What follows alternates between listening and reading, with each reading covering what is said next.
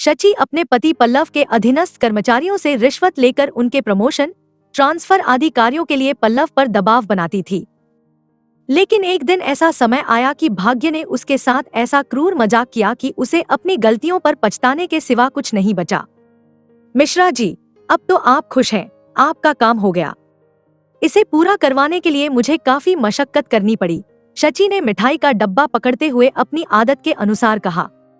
भाभी जी, बस आपकी कृपा है, वरना इस छोटे से कस्बे में बच्चों से दूर रहकर तो मेरा दम घुट रहा था, मिश्रा जी ने चापलूसी करते हुए कहा। शची की नजर मिठाई से ज्यादा डब्बे में रखे लिफाफे पर थी। उनके जाते ही उसने लिफाफा खोलकर रुपए गिनने शुरू कर दिए। 20,000 के नए नोट देखकर उसके चेहरे पर चमक दोगुनी हो गई।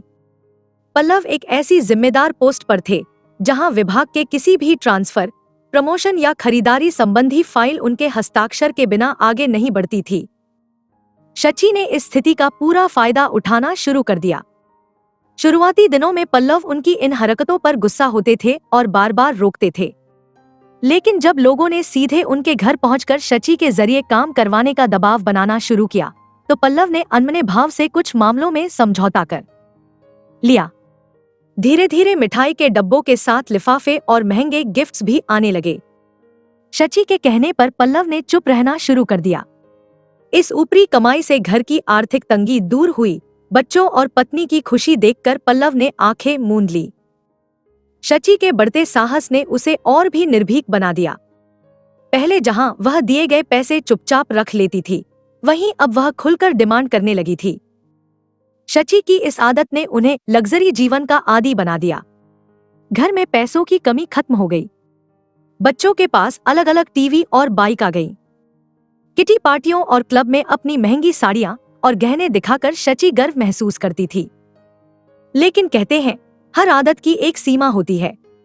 जब यह आदत लालच में बदल गई, तो उसने खुद का संतुलन खो दिया। अब शची काम की महत्ता को समझते हुए नजराने की रकम भी बढ़ाने लगी। पल्लव के विभाग में नई नियुक्तियों के समय वही हुआ जो हमेशा होता था। मेरिट की अनदेखी कर रिश्वत देने वाले को नियुक्ति पत्र दिया जाता, बाकी को किसी न किसी बहाने अटकाया जाता। एक दिन एक जागरूक उम्मीदवार ने इस धांधली की सूचना सीबीआई को दे दी। उन्होंने उस उम्मीदवार के साथ मिलकर एक योजना बनाई। वह मिठाई का डब्बा लेकर पल्लव के घर गया। उस दिन शची घर पर नहीं थी और दरवाजा खुद पल्लव ने खोला। वह व्यक्ति पल्लव को अभिवादन करते हुए मिठाई का डब्बा थमाकर बोला, सर, कृपया सेवा का मौका दें। पल्लव ने उसे प्रश्नवाचक नजरों से देखते हुए पूछा, क्या काम है? सर, मैंने इंटरव्यू दिया था, उसने जवाब दिया। तो क्या तुम्हारा चयन हो गया है? पल्लव ने फिर पूछा। जी हाँ, सर, लेकिन नियुक्ति पत्र अभी तक नहीं मिला है। कल ऑफिस में आकर मिल लेना। तुम्हारा काम हो जाएगा, पल्लव ने कहा।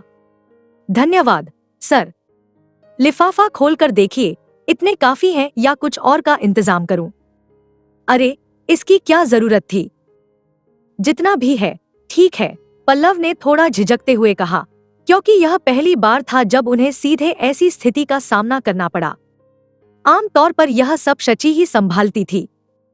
सर, यह तो मेरी तरफ से आपकी छोटी सी भेंट है, कृपया एक बार देख तो लीजिए, उस प्रत्याशी ने विनम्रता से सिर झुकाकर कहा। पल्लव ने लिफाफा खोला और रुपए गिनने लगे। उसी समय भ्रष्टाचार निरोधक दस्ते के अधिकारी भीतर आ गए और पल्लव को रंगे हाथों पकड़ लिया। उन्हें तुरंत पुलिस कस्टडी में भेज दिया गया। शची जब घर लौटी और यह खबर सुनी, तो उसने अपना माथा पीट लिया। उसे पल्लव पर गुस्सा आ रहा था कि उन्होंने उसी के सामने रुपए गिनने की गलती क्यों की। थोड़ी सावधानी बरतते तो यह सब न होता।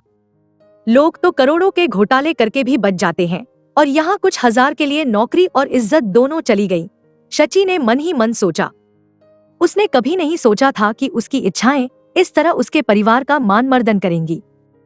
अब जान पहचान के लोग भी दूर हो गए थे। वह खुद भी सबसे कतराने लगी थी। शची ने अपनी उम्मीदें बचाने के लिए शहर के सबसे बड़े वकील को हायर किया, लेकिन उसने साफ कह दिया, मैडम, मैं आपको झूठी उम्मीद नहीं देना चाहता। आपके पति रंगे हाथों पकड़े गए हैं, इसलिए केस कमजोर है, लेकिन मैं अपनी तरफ से पूरी कोशिश करूंगा। पल्लव पर एक और मुकदमे का दबाव था, तो दूसरी ओर उनकी तबीयत बिगड़ती जा रही थी। शची को और भी धक्का तब लगा जब उसे पल्लव से मिलने के लिए भी नजराना देना पड़ा। वह निराश होकर सोचने लगी, क्या सारा तंत्र ही भ्रष्ट है? अगर ऐसा है तो ये सब दिखावा किस लिए? जब उसने अपने वकील से यह बात कही तो उसने जवाब दिया, मैडम, आज के दौर में ईमानदारी दुर्लभ है। जो ईमानदार हैं, उन्हें भी यह व्यवस्था चैन से नहीं जीने देती। हर कोई अपनी नौकरी बचाने और अपना हिस्सा लेने की कोशिश करता है। यह सब व्यक्ति की असावधानी पर निर्भर करता है कि कौन फंसता है। पल्लव भी अपनी हालत पर विचार कर रहे थे। नौकरी तो गई ही, लेकिन पूरे जीवन पर कलंक का दाग भी लग गया। जिन बीवी बच्चों के लिए उन्होंने यह सब किया, वे ही अब उनसे दूर हो गए। शची कभी कभी उनसे मिलने आती थी, लेकिन बच्चे बिल्कुल कटेक्टे रहते थे। पल्लव को अपने पुराने दिन याद आने लगे, जब उन्होंने शची से शादी की थी। जीवन कितना सरल और खुशहाल था, लेकिन बच्चों के जन्म के बाद खर्चों का बोझ बढ़ गया और वही उनके जीवन में तनाव का कारण बन गया। शची की बढ़ती आकांक्षाओं ने उन्हें वह सब करने पर मजबूर किया जो उनके सिद्धांतों के खिलाफ था। अब इस हादसे के बाद पल्लव को एहसास हो रहा था कि भ्रष्टाचार किसी भी रूप में सही नहीं है। किसी और का हक छीनकर सुख पाने की कोशिश कभी टिकाऊ नहीं हो सकती। उनकी इस मानसिक उलझन और पछतावे ने उन्हें इतना तनावग्रस्त कर दिया कि उन्हें हार्ट अटैक हो गया। सीबीआई ने उन्हें अपने अस्पताल में भर्ती कराया, लेकिन उनकी हालत लगातार बिगड़ती जा रही थी। जब शची ने उनकी स्थिति पर ध्यान दिलाया तो अधिकारी ने पहले इसे गंभीरता से नहीं लिया, लेकिन अगले दिन जब पल्लव को सीने में तेज दर्द के साथ तड़पते देखा तो उन्हें तुरंत नर्सिंग होम में शिफ्ट किया गया। पर तब तक बहुत देर हो चुकी थी। डॉक्टर ने पल्लव को भर्ती तो कर लिया, लेकिन वे अभी भी खतरे से बाहर नहीं थे। शची की आंखें रोते रोते सूज चुकी थी। इस मुश्किल समय में कोई भी उसका अपना नहीं था। यहाँ तक कि बच्चे भी शर्मिंदगी के कारण उनसे दूर हो गए थे। इस दुख की घड़ी में बस उसकी छोटी बहन विभा ही थी जो कभी कभार मिलने आ जाती थी। वह शची को सांत्वना देती, समझाती और उसे कुछ खिलाने की कोशिश करती। शची पूरी तरह टूट चुकी थी। थकान और निराशा ने उसे जकड़ लिया था। वह सोचती, आखिर जाए तो जाए कहाँ? घर अब वीरान खंडहर बन चुका था, इसलिए वह अस्पताल में ही रहकर पति को एकटक निहारती रहती। पल्लव की हालत बिगड़ने पर उन्हें ऑक्सीजन पर रखा गया था। शची के लिए यह महसूस करना पीड़ादायक था कि सदमा किसी इंसान को इस कदर तोड़ सकता है, लेकिन वह चाहकर भी कुछ नहीं कर सकती थी। आखिर पल्लव की यह हालत उसी की वजह से हुई थी। उसके मन में लगातार विचारों का तूफान चल रहा था। उसने कभी अपने पति को इतना असहाय नहीं देखा था। बच्चे अपनी अपनी दुनिया में व्यस्त थे। पल्लव की गिरफ्तारी की खबर सुनकर उन्होंने अफसोस तो दूर, शर्मिंदगी का इजहार करते हुए उनसे किनारा कर लिया था। शची ने एक बार फिर पल्लव की बिगड़ती हालत की खबर बच्चों को दी। विनी ने वही रटाटाया जवाब दिया, ममा, मैं नहीं आ सकती। डैड की वजह से मैं घर के लोगों से नजर नहीं मिला पा रही हूँ। आखिर उन्होंने ऐसा करने की जरूरत ही क्यों समझी? विनीत की प्रतिक्रिया भी इससे अलग नहीं थी। शची समझ नहीं पा रही थी कि क्या करे। बच्चों की नजर में पिता की छवि पूरी तरह टूट चुकी थी। पर क्या वे नहीं समझते थे कि पिता की सीमित आय में उनकी बढ़ती जरूरतें और इच्छाएं पूरी कर पाना कितना मुश्किल था? शची को अपनी संतानों से नफरत होने लगी थी। वे इतने स्वार्थी कैसे हो गए? पिता के लिए न सही, माँ के लिए तो उन्हें सोचना चाहिए था। वह माँ जिसने उनके हर अरमान को पूरा करने के लिए अपनी हदें पार कर दी। उन्हें अच्छे स्कूलों में दाखिला दिलवाया, सुख सुविधाओं से भरपूर जीवन दिया और यहाँ तक कि विनी के विवाह में दहेज में कार तक दी। उसका मन उसे झकझोरने लगा। तुम बच्चों को दोष क्यों दे रही हो, शची? तुमने उन्हें जिस माहौल में पाला वे वैसे ही बन गए। क्या तुमने कभी उन्हें किसी कमी का एहसास होने दिया या सिखाया कि सीमित साधनों में कैसे जिया जाता है?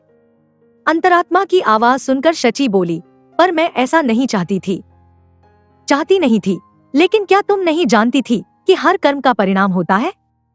तुमने पल्लव को मजबूर किया। अगर तुम सीमित आय में घर चलाती और बच्चों को उसी के अनुरूप ढालती तो आज यह दिन नहीं देखना पड़ता।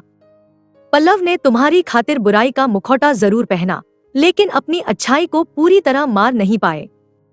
इसी कारण वे अपनी छीछालेदर सहन नहीं कर पाए और बीमार पड़ गए। पल्लव की हिचकी ने उसके मन के विचारों के प्रवाह को रोका। उसने उन्हें तड़पते हुए देखा और डॉक्टर को बुलाने दौड़ी, लेकिन डॉक्टर के आने से पहले ही सब खत्म हो चुका था। उसकी बेतहाशा आकांक्षाओं ने उसका घर उजाड़ दिया था। खबर सुनकर विभा भागती हुई आई। शची को देखते ही वह फूट फूट कर रो पड़ी। शची चीखते हुए कह रही थी, पल्लव की मौत के लिए मैं ही दोषी हूं, मैं ही उनकी हत्यारिन हूं। पल्लव निर्दोष थे, मेरी गलती की सजा उन्हें मिली। उसका मर्मभेदी प्रलाप सुनकर विभा समझ नहीं पा रही थी कि उसे कैसे संभाले। सच का एहसास सबको एक न एक दिन होता है, लेकिन शची के लिए यह एहसास बहुत देर से आया था।